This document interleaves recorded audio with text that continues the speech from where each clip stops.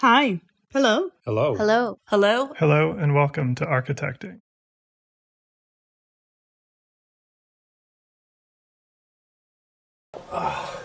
This feels like a very formal way to start. No, I'm just interested. It's great to Megan and the team here to get Doors Open Denver going again in person, and already some fun events. I'm interested just in the room. How many people are architects or designers? Yeah, everyone else is architect interested, archi interested. Well, thanks for coming here. I mean, a beautiful space to be in, right? But so we have John Ike here. My podcast, Architecting, the goal of it is to really spotlight and highlight the stories of Colorado architects, and there's a lot of podcasts or things that interview really well-known architects from around the country, around the world, but the idea of this was to just really focus on this local community, and so I've been sort of documenting the stories of a lot of people. And so John's a little bit different in that because he's not practicing in Colorado, but he actually did start his education in Colorado at Colorado College. So give us a little background here. Where'd you grow up, and what were you sort of around? Grew up in Cincinnati, and graduated from high school in 1972, and went to this great little hippie college in Arizona called Prescott College my freshman year. And they did a kind of, Colorado College has a block system where you take one class at a time. And this was sort of a block, quarter, block. And so your first block was kind of like 3.5-week orientation. And my particular group was like 12 or 13 people. And we kayaked in the Sea of Cortez around Isla Tiburon, which is the biggest island in the Sea of Cortez. And it was just an amazing experience, especially coming from the Midwest, never having sort of experienced anything like that. And fell in love with Mexico, fell in love with all this kind of outdoor adventure stuff.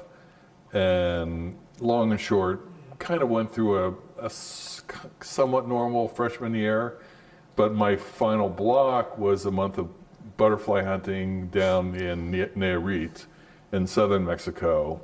And after that, I got back, and a friend of mine had just bought a single-engine plane, and he was going to fly to Colombia for the summer. And so In what, 72, you said? Yeah, in 1972, yeah. Yes. And so I called my parents and said, yeah, I'm going to Colombia this summer, and they said, no way. Yeah, what were you flying there for? My dad was a pilot, and so he knew what could go wrong. And so they said, you get your back here. And then they had me tested for what I would be good when I grow up at. And basically I didn't want to do anything, It was not... It came up flying to Colombia, was what you... Right. Yeah. It was not cool to have an occupation. So basically they said, well, you're not a good businessman, you're not a good doctor, you're not a good lawyer, maybe an engineer. And I said, oh God, that sounds deadly. And they said, or maybe an architect. And I said, I guess if you have to do something, that's sort of the lesser of the evils. I like how there's the overlap of not a good businessman, not a good lawyer, Right. not really an engineer, just as architect. Yep. Yeah. So that sort of got me thinking, and then and then my great little school, I was told, went out of business. I think my parents may have made that up. So I transferred to Colorado College, which was legit. Did you just make it halfway home, or how did you choose? I don't even. It's all foggy. Yeah. But anyway, so I started Colorado College, and I had a lot of credits in science, and so I love chemistry, I love biology. So I got my degree in biology at Colorado College. But at the whole time, I was they had no architecture or any pre-architecture thing going on there. But I'd sort of had it in my mind, and so I got a grant to sort of set up a pre-architecture program at Colorado College.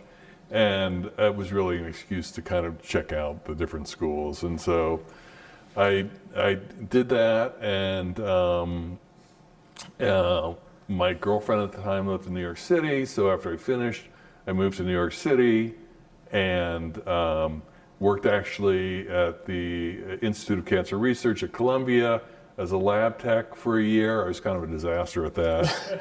and then applied to architecture school at Yale and Columbia. I got rejected at Yale. I got into Columbia, and New York City at that time was, Gerald Ford had said the New York City dropped dead. It was not a great place to be. So I'm pretty sure I was a pity, case, and they let me in there. And long and short, I got a degree, met my future boss, Bob Stern, there, and sort of the rest is kind of history. Let's like pull back slightly, because I'm really interested in that time. So when you started at Columbia, when was that? What year? That was 76. 76. And so, we were talking a little bit, like that's a pretty crazy, interesting time in architecture, right? Totally. Like the modernist masters are dying off, like dead, and the profession is trying to figure out sort of what's next. Postmodernism was on the rise. Right. Well, postmodernism, deconstructivism, like brutalism, and so you land in Columbia, where, like you said, Robert A.M. Stern is there, and like Ken Frampton. Ken Frampton, other influences, and so it seemed like.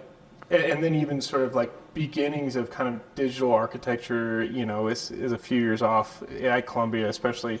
What did you really feel those sort of divisions and different ideologies? Yeah, totally. It was sort of like this year's presidential race. There were the modernists, Ken Frampton's crew, and the postmodernist Bob Stern's crew. And we would collect jurors from Princeton, Yale, and New York City, and it was a very lively time. There were two distinct camps, and everybody was very collegial and everything like that, but there was definitely a choice to make. And I got sucked into the postmodernist camp, mainly because I thought Bob Stern spoke English. I couldn't speak the language that these other modernist theorists spoke, like Eisenman and Schumi, all those sort of people. So, that's kind of the path I took. But it is interesting if, like, at that time you're really having to plant your flag on a side, and so what do you think? I mean, besides maybe the sort of philosophy and things, behind what Eisenman was doing or Schumi, or like what kind of drew you to postmodernism and which was a really newish thing, right? Like Venturi wrote, Learning from Las Vegas in 69, something like that, and 70. So it was because coming from a biology background and a non-architectural, non-theoretical background, Bob Stern talked about buildings and styles and stuff like that, and as kind of a layperson, that's something that I could really relate to. And I was frustrated by kind of the philosophical side of the other group. And so this was, we were just going to create buildings, and at first it was basically abstracting historical models. And then very quickly it got into almost complete historicism. And so I really drank the Kool-Aid and went that route. And it was as my career progressed, I became more aware of the great history of modernism. And I think it had always been the goal to make historical looking familiar architecture function in a way that people lived, currently. And, I think that for the past, 50, 60 years, we've all lived in the kitchen and the family room watching TV.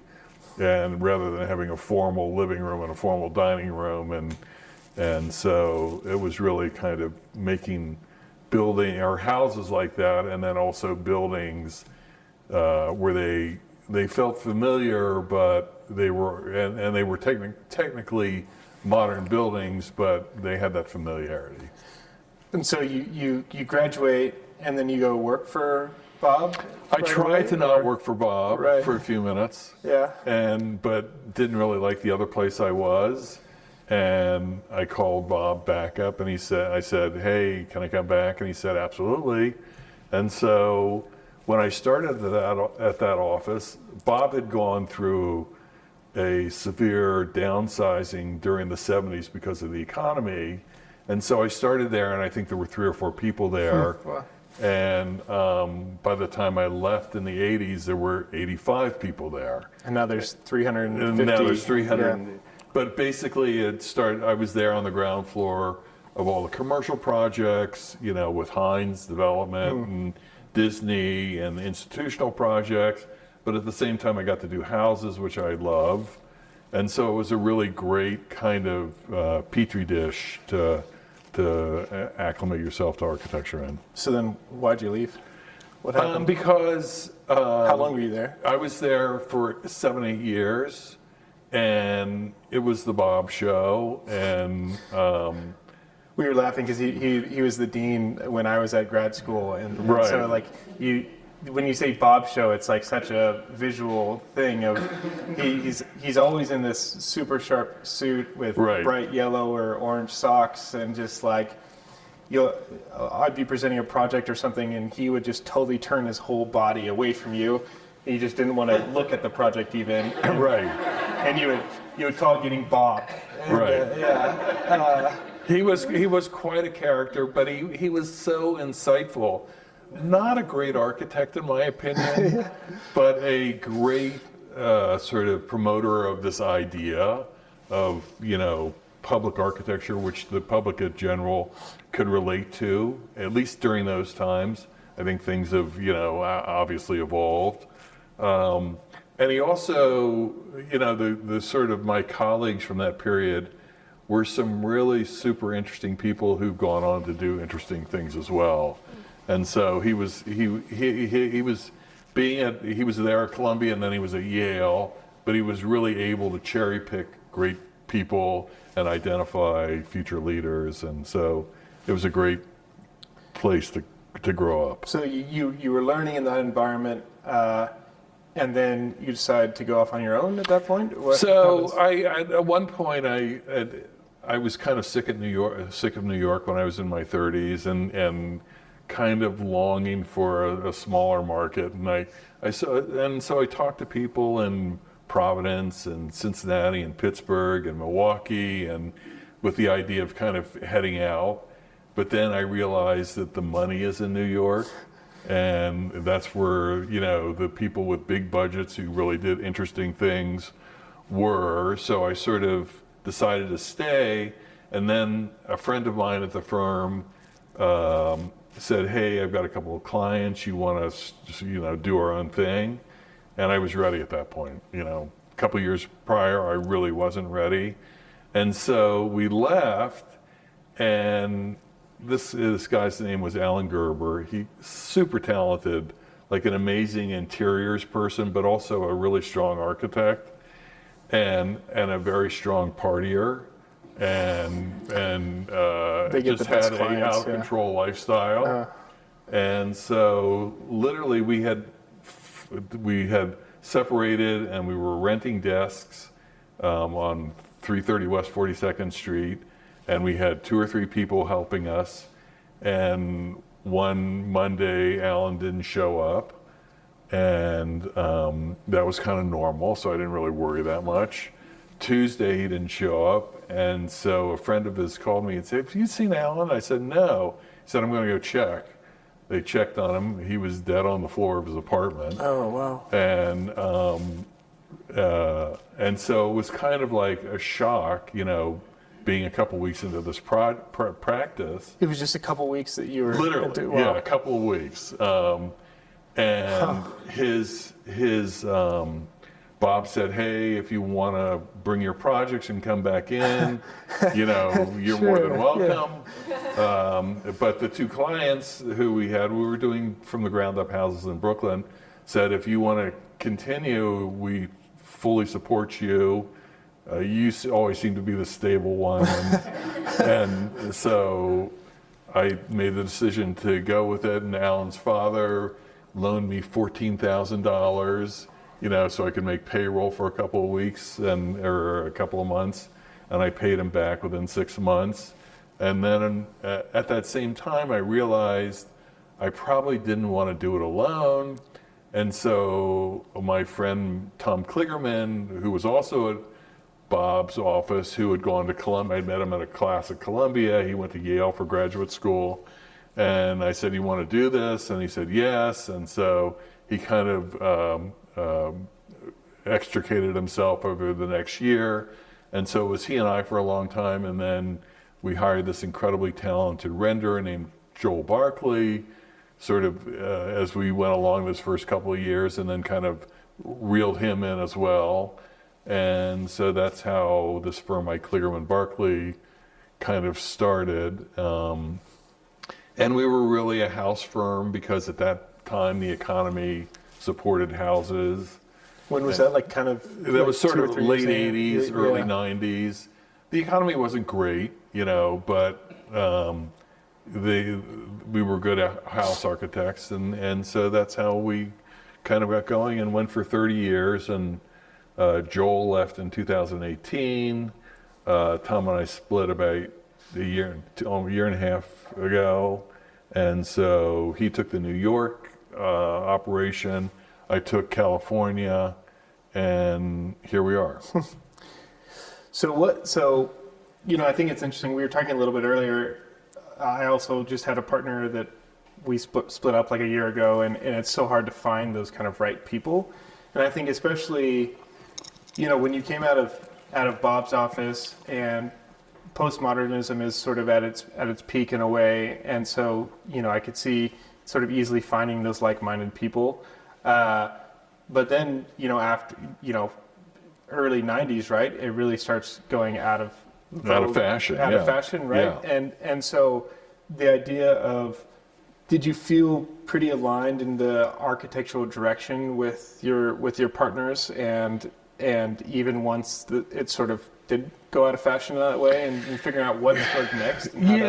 So no, we were totally aligned, and the thing that's different about a residential or house practice versus a commercial or institutional practice is that there was and still is a large contingent of people who wanted more traditional houses, and that's sort of what we specialized in. But they weren't a straight Georgian house, or we did do a lot of shingle style houses, but they were usually mashups of a bunch of different styles. And I think that's how our firm sort of created its identity of being able to synthesize these different styles that were more or less traditional and familiar, but the way the houses were designed and functioned was the way people live.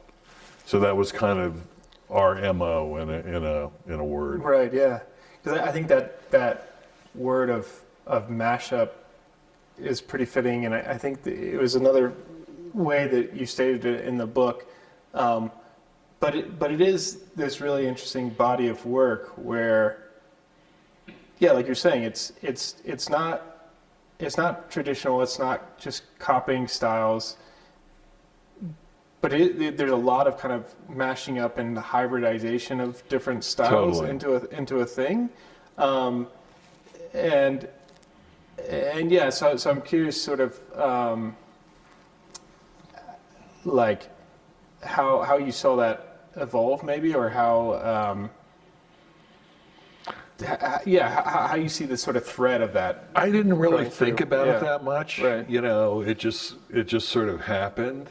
And people would hire us for a project, and you would, where was this project? Was it in Maine or Eastern Long Island or Aspen, Colorado, or something like that? And so we were always contextual in that realm. and then would mine different other, sort of sources from history. When you're doing a house in Aspen, you may look at a sort of Swiss architect from the 1930s or 1940s and look to them as a way of kind of bringing something in to, rather than doing a straight log house or what was fashionable at the time or whatever the sort of typecast models were. So we always would draw from, we were all Joel, Tom, and I were all big students of history. We had a great library, and would really, go to the bookshelves. And it's sort of interesting now, like the problem we always had with, the subsequent generations in our office is they would always go to, the computer and do a Google search. And the sources would always kind of take you in a kind of predefined pathway to something, whereas the library was a much more sort of random and free association based on our past experience with history. And the firm was sort of only as good as their library in a way. Well, yeah, but we had a damn good library, right, so yeah. Well, I think talking about books, it's interesting with the book. In typical architect fashion, I like procrastinated preparing for this, and then I tried to start reading it at like 8 o'clock last night, and I did. I could. Yeah, I think it was a great format for procrastinating architects, where you have, it's a very clear concept of, okay, here's those 9 projects, and here's a story for each project. It's a page of text, and then it's a bunch of beautiful photos, right? So I'm and a drawing. And a drawing, and right. Very nice drawings, which I appreciate as well. I really loved the idea of that, of really getting in and understanding the story behind a thing, and that's what I've become more and more passionate about, is like, how do you bring more non-architects into this like beautiful process of design? And I think that's what Denver Architecture Foundation is a great mission there. But then I got into it, and it was kind of disappointing almost, where it's like there's so many stories and so much complexity that happens in the process of a building, right? Yeah. And to put that into a page, it's sort of impossible in a way, right? But it gives you these little tiny kind of vignettes. Yeah, you pick one person. Right. It's always, it takes a village to create. And the thing that I always sort of disliked about the marketing or basically the publishing side of architecture is, in order to sell anything, you had to put a single name on it, or 3 names, or a few names, and it didn't really tell a story. So the book is really, each chapter identifies a key player in that particular project. Sometimes it was my partner Tom, and other times it was the builder Frank DeBono. How often do you hear from the builder? And it's such an integral part of the story. Or it may be, the metal worker who did all this amazing metal worker, and all these relationships that you developed, are sort of key to understanding what these projects are really about. And so, I've never been much of a writer. Thank God I had Mitch Owens, who's a wonderful writer, who I'd known from different periodicals like Architectural Digest, things like that. And so he was the one who wrote these stories, and what happened is we would get on the phone, Mitch, me, and let's say Frank DeBono, who was the builder in this one particular project. And we would have a conversation just like we're having now about, how did this whole happen? And what were the things that you remember out of this project? And what really matters to you? And what matters to a builder is different than what matters to an owner, which is different than what matters to the photographer who takes all these wonderful pictures and they provide the representation of this project to the general public. And so it was a little, dipping your toe into the water of each of these little stories. What I think is interesting, like Frank DeBono, Yeah. right? This guy who grew up in Sicily or Malta, Yeah. and built his parents' kitchen when he was 12 years old. Right.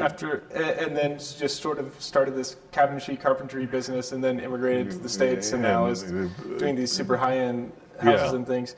So give us let's dive into the story of that project and sort of how it came about, how it's a very defined style and grand space with that. Give us a little more. That was the story. We'll see that's if it comes up here. profiled, is a house on the east end of Long Island, and it was a shingled house. And what do you mean when you say that? So a shingled house? Yeah. I mean, it had cedar shingles on it. Okay. So you're not really talking like stylistically. It's not shingled style, but it has. Our repertoire sort of utilizes different techniques from the shingle style from 1880 on.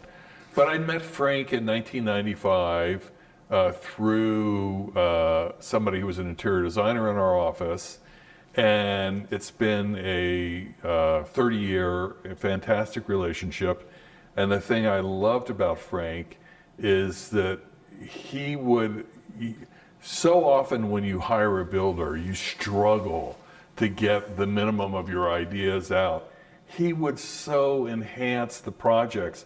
Like he would take the door, 1 3/4 door is not good enough. I want a 2 1/4 inch door, and for instance, this house had these brackets on them that were done out of cedar, and he said, no, they have to be steel, and then we'll clad them in cedar to prevent sort of a hurricane uplift and things like that.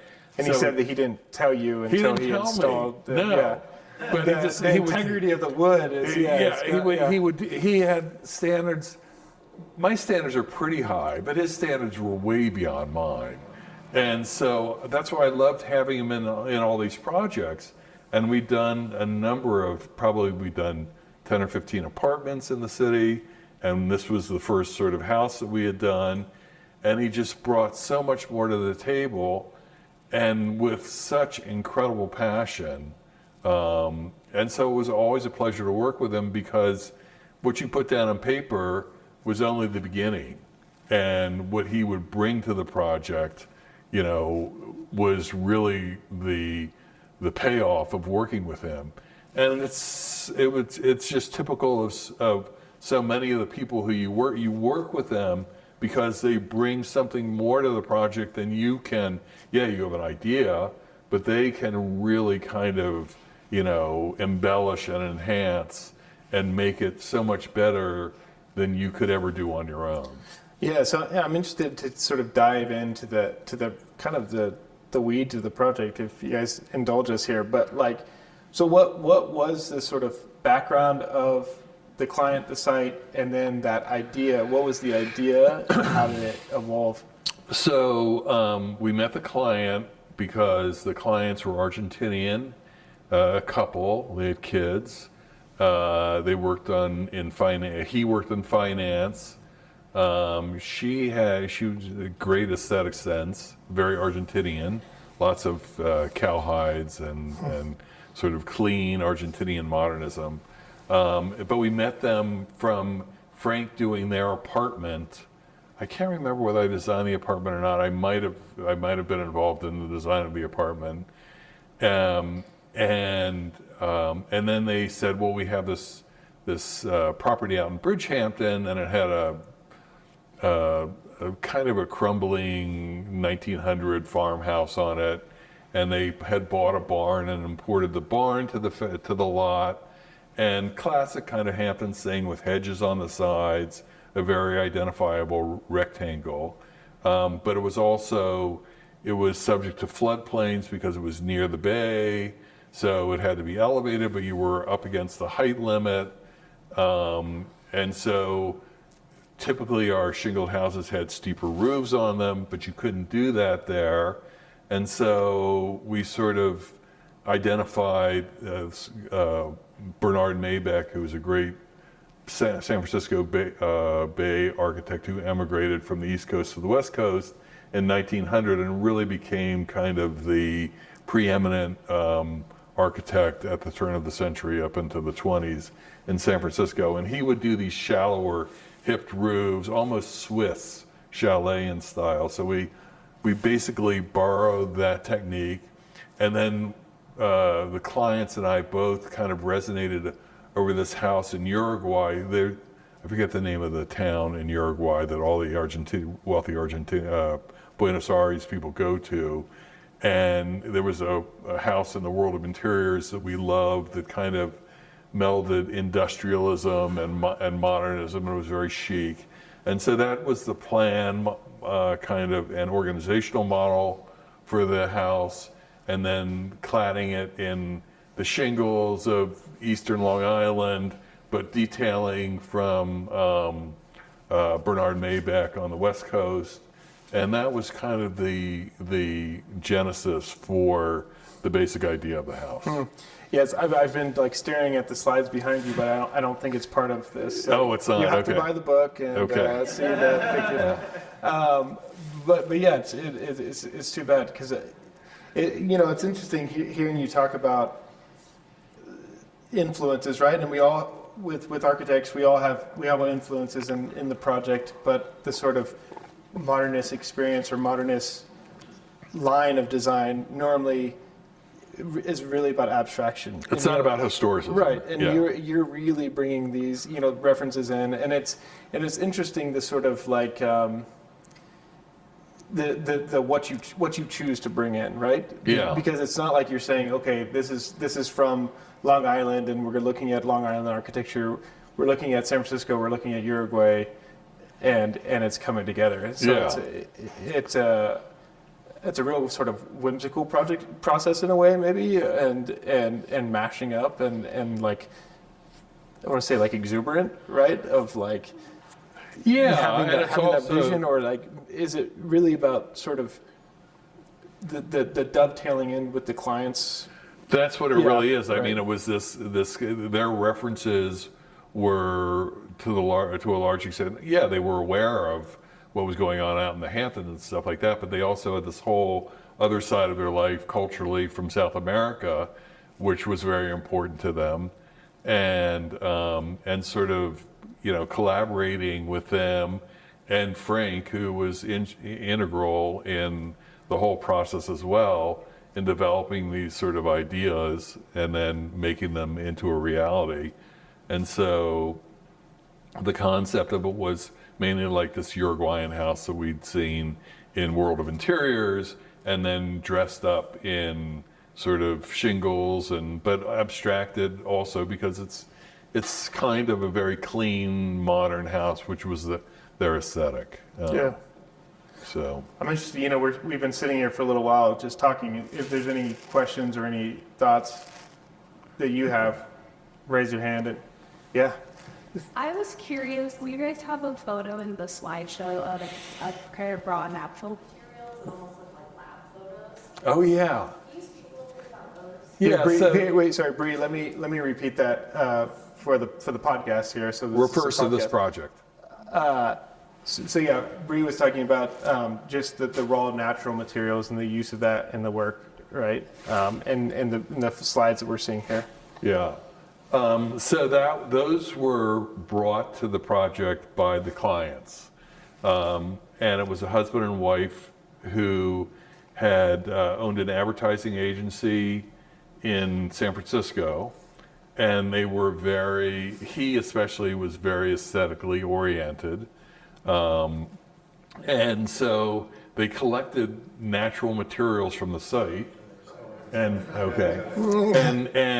brought those, to the table in terms of establishing a palette, because the whole idea was that we wanted this house to really blend into the landscape, and they had chosen a site. I mean, it's in I forget the name of the development. It's up Carmel Valley, up from Carmel, and it's an absolutely incredible development that was done. Laid out based on a 1920s estate that was like, I don't know, 30,000 acres or something like that. But they would site houses in groups of 4, but you would never know you were near another house because you could only see them by looking across the sort of arroyo or the valleys and seeing these other houses in the distance.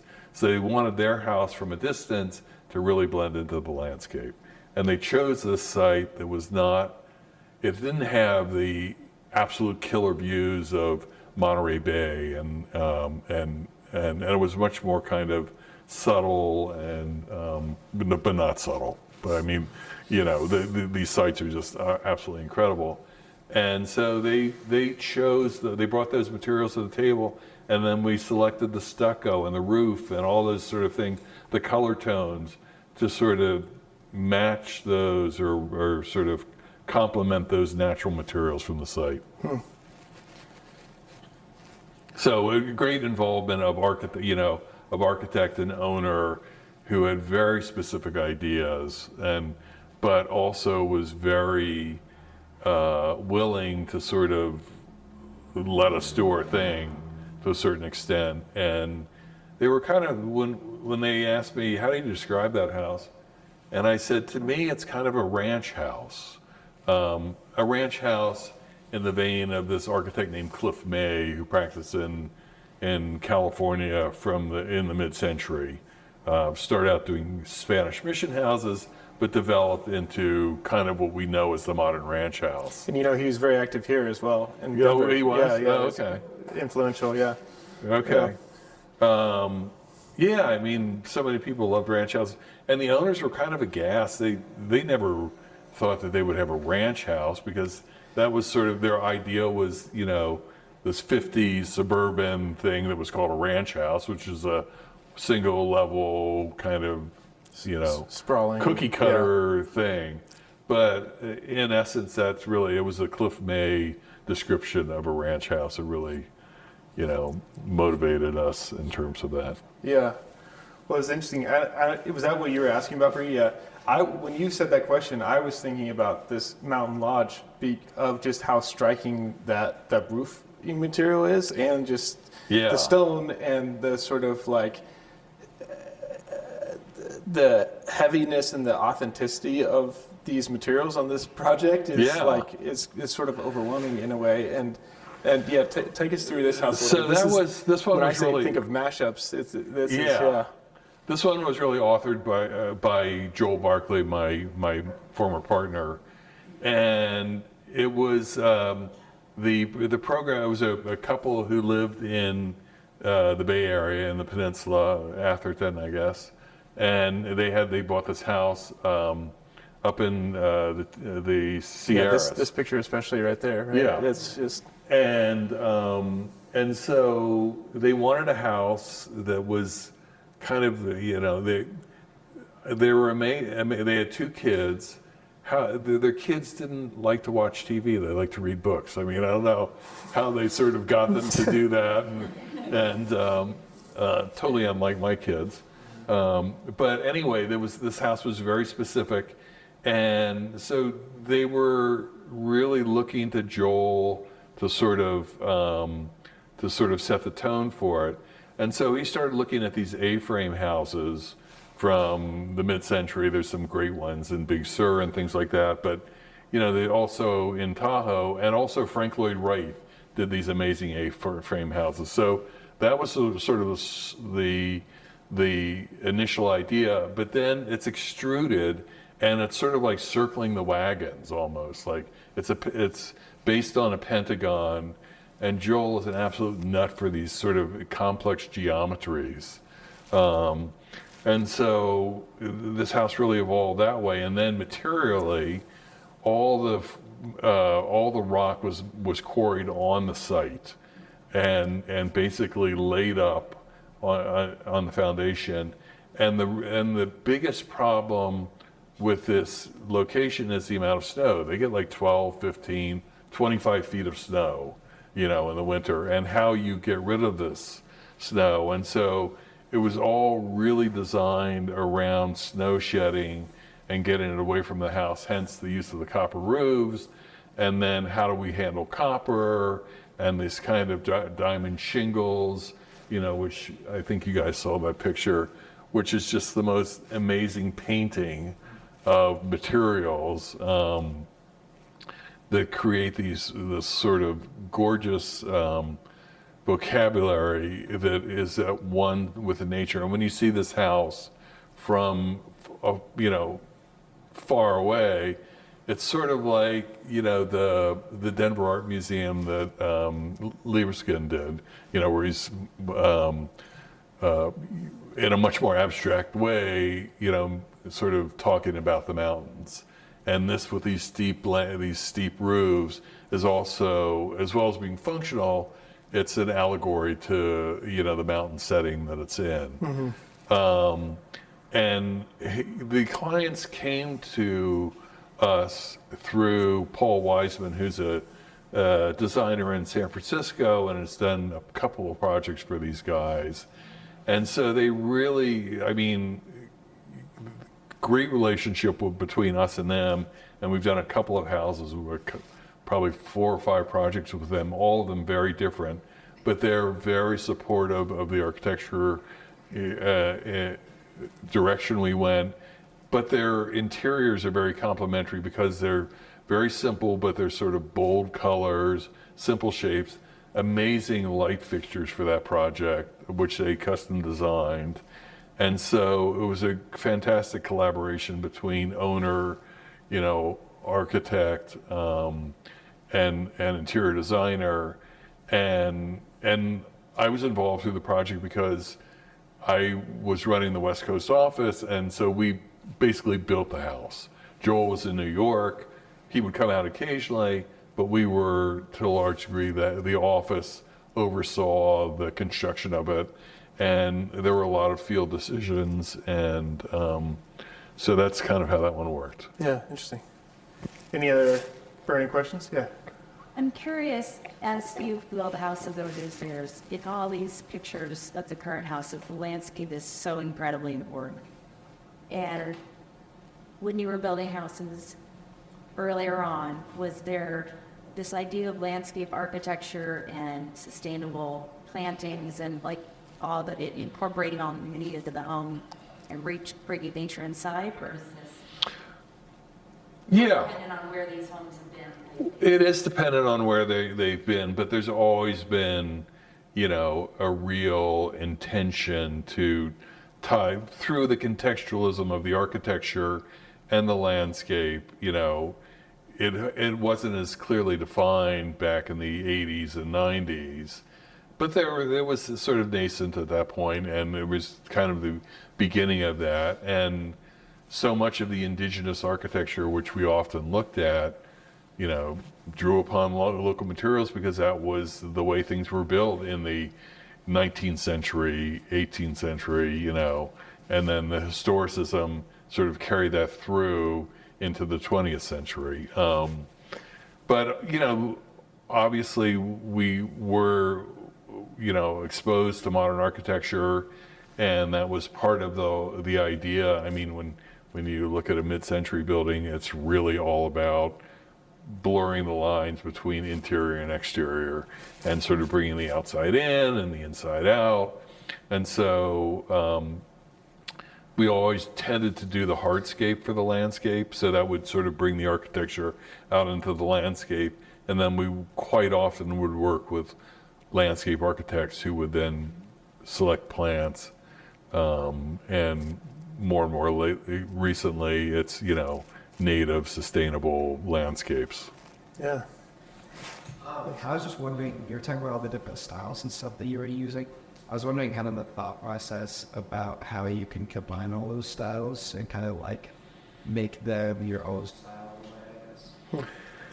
It's just kind of like free association, you're thinking of a mountain project, and like I mentioned, there's a Swiss architect named Jacques Lemem who did these amazing houses in Chamonix in the 30s and 40s, and they were modern, but they were still chalets, but he was using deco details, and so you can't help but think of that when you're in a mountain setting. What can I bring to this? That's sort of the things that we're interested in, and a lot, we're really detail oriented, and so it's what comes to mind when you see a house in Seattle. Did we have Seattle once in this photo? No, it's not on okay. there. Yeah. Or Maine, and it just, that's the way my mind works, and that's the way my partners Tom and Joel's minds had worked, and that really what sort of kept us together. Because other than that, we were sort of three independent little offices under one roof that shared, bookkeeping and billing and all those kind of administrative tasks. And Adam and I were talking about this earlier, that initially in the practice we shared staff, so they would rotate through different projects, but then it became sort of, if you wanted to, flexibility and ability to sort of, pay attention to a project, it was too much, this communication required, so then we ultimately started to have our own staffs. Yeah. I'm interested, I think that was a good question of sort of like mashup of styles. And, you were talking about the sort of introduction of the internet into the process of architecture. And, I've seen that the sort of like Pinterification of architecture design, right? Where you can have a client who comes in with this whole Pinterest page and says, do this, right? Mm-hmm. And it's like, can be very disparate things, or it can be something that kind of goes against what you're doing in it, and it can definitely lead to these like poorly done mashups. Yeah. So I think that's one thing. And then right in the last year or so, the idea of AI coming in and being able to say, okay, I want a Cliff May house with Maine influences or whatever, and you have 30 options of what that looks like, right? Yeah. And so it's sort of like this speed of which you can now almost do kind of what you've done and culminated knowledge of 30, 40 years, right? And right. So like, what's sort of your thoughts on that direction, and like what's happening there? Well, I've never done any social media myself. I've never been on Instagram or and I just don't really have a mind that works that way, and so I'm sort of analog in that regard. But it is, I think probably now the AI thing is probably in its infancy, and I think it'll get really good, as time goes on.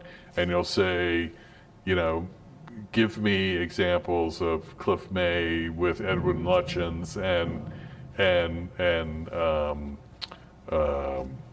Scarpa, and if it's able to integrate those in a kind of way that's as sophisticated as what we would do if we were doing that, I think we're a long way off. Well, not that long. Like we can get images, right? But the idea of the full design, but putting them all together in a coherent style way, yeah, is probably not there yet. But who knows? I mean, it may be, and I think that's a real threat to our industry. But I think that we were just talking about cameras and things like that, and that I read this thing that there's this Fuji camera that's really hot right now with YouTubers or not YouTube, but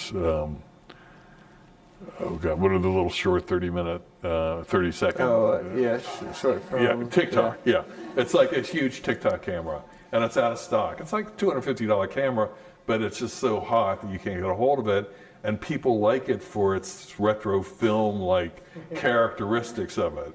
And so, in one sense, AI is a threat, but in the other sense, people are so hungry for handmade, hand-done things that, if you're able to do that, it may not be totally widespread, but I think there will be there's going to be, a kind of longing for that if you could provide that, you'll be safe. I'm interested, maybe just one last one of sort of, you've had this long career that's very embedded in the history and lineage of architecture. Are you able to articulate what you think architecture is, and the sort of purpose and your idea of it? That wasn't on like That's a list why- of questions I gave you. It was Right. just, That's why I love Bob Stern. that's my because gotcha thing. Yeah. we didn't have to go there. yeah. I had Eisman, so that's why I Right, was asking. exactly, yeah. Yeah, I think basically architecture is the refinement of building.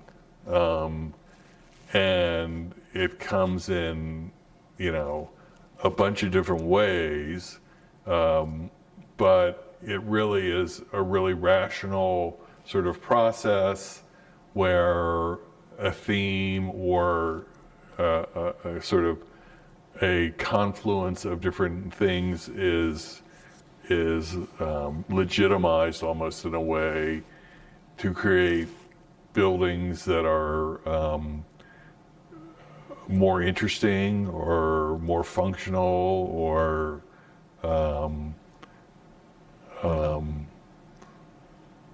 more, I guess those things.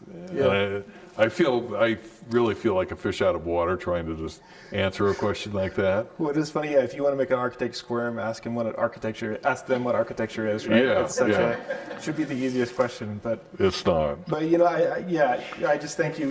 We for the Doors Open Denver, we had the keynote discussion with Vishal Chakrabarty, and I'm teaching a studio over at CU Denver right now, and I was able to bring my class there, and we were talking before. It was a nice sort of fresh break where we had been thinking about the project and architecture in a certain way, and then going and having this lecture. All the students, none of them really wanted to go. I think I kind of forced them, and then they were all very happy they went, and they would have rather been kind of working on their project, but they're happy in the sort of fresh air that it gave them and infused into their projects.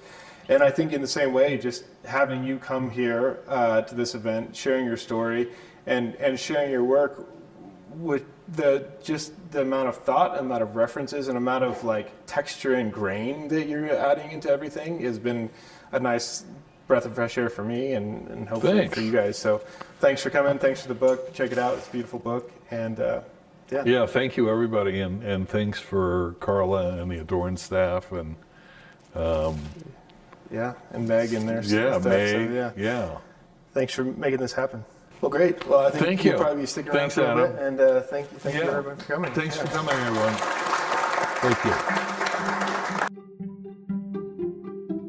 You can visit architecting.com, that's architect-ing.com, to see images from this week's guest. And please rate and review the show wherever you listen to podcasts. Have a great week and keep connecting.